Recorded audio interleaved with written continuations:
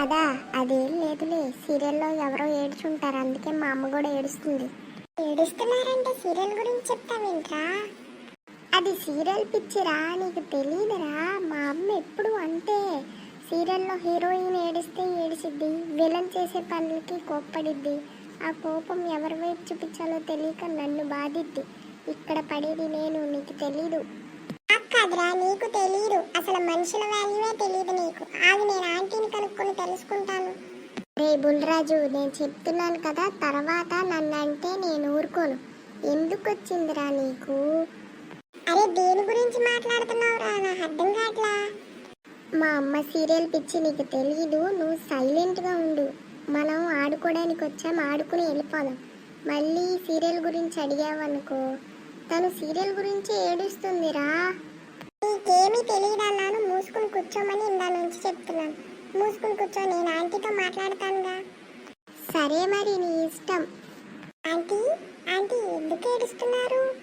ఎందుకంటే ఏం చెప్పను బుల్రాజు, ఆ ఆత్మకి ఎన్ని కష్టాలు వచ్చాయో. ఆత్మ అయ్యాక కూడా మనశ్శాంతి లేకుండా పోయింది ఆ ఆత్మకి. ఏంట్రా ఆత్మ అంటున్నారు? ఆత్మ మొన్న మా ఇంట్లో ఉంది, ఈరోజు మీ ఇంట్లో ఉందా? అయినా ఆత్మ ఉండి కూడా నన్ను తీసుకుని వచ్చావా? ఓయ్ టెన్షన్ పడకరా, మన ఇంట్లో ఉన్న ఆత్మ కాదురా, అది సీరియల్లో ఆత్మ సీరియల్ అన్నమాట. ఆత్మ సీరియల్ ఏంట్రా? సీరియల్లో ఆత్మ ఉండిద్దిరా.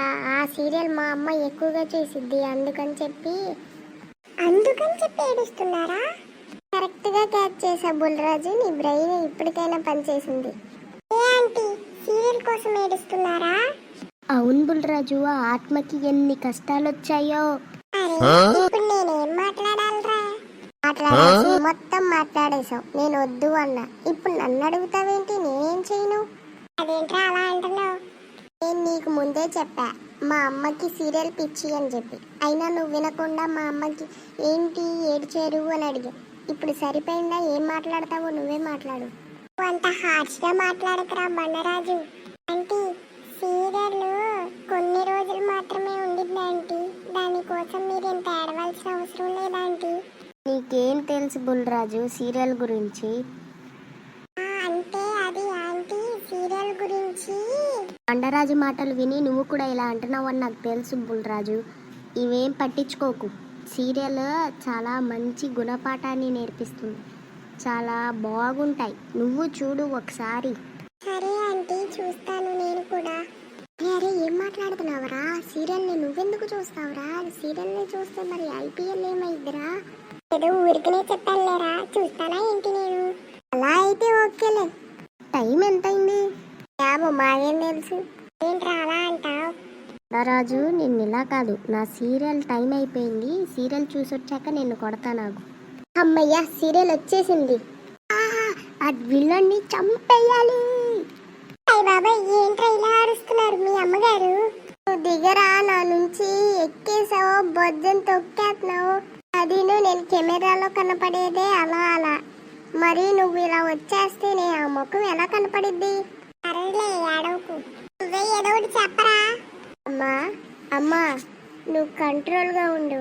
అక్కడ బ్రేక్ వేసాడు కూడా ఆడు. సచ్చినోడిని గట్టిగా కొట్టాలి అసలు. ఎందుకు పద్దాక మంచి సీన్స్లో బ్రేక్ వేసేస్తాడు?